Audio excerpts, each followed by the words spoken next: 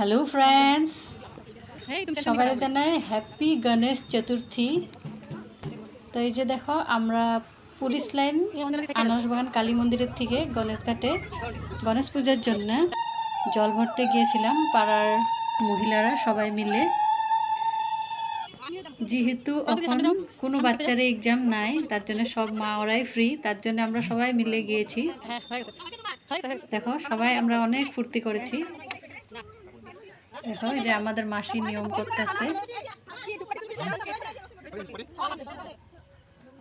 এটা হলো ব্রহ্মপুত্র নদী।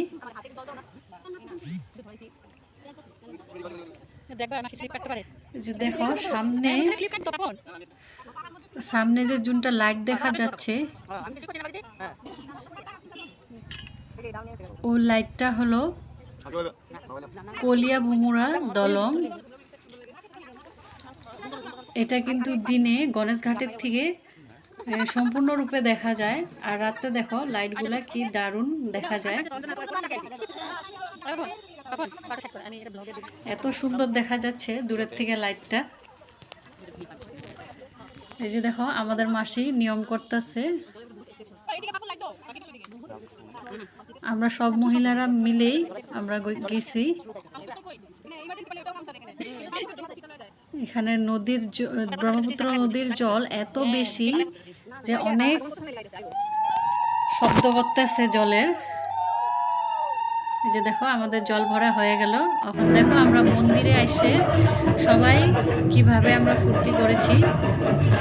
আমাদের এখানে যখনই কিছু অকেশন হয়, আমাদের পাড়ার মহিলারা সবাই এরকমই মিলে ফুর্তি করে।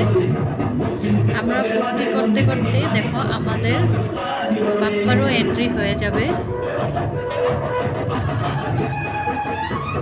এই যে দেখো আমাদের বাপ্পারও এন্ট্রি হয়ে গেল।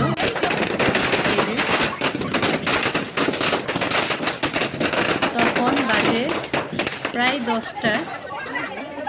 দেখো বাপ্পাকে দেখার জন্যে কত ভিড় হয়েছে। তো আমাদের বাপ্পা কেমন লাগলো তোমাদেরকে আমাদের আনারস বাগানের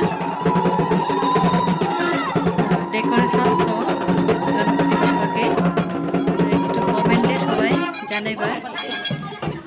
আমাকে তো খুব সুন্দর লাগছে, অসাধারণ হয়েছে ডেকোরেশন।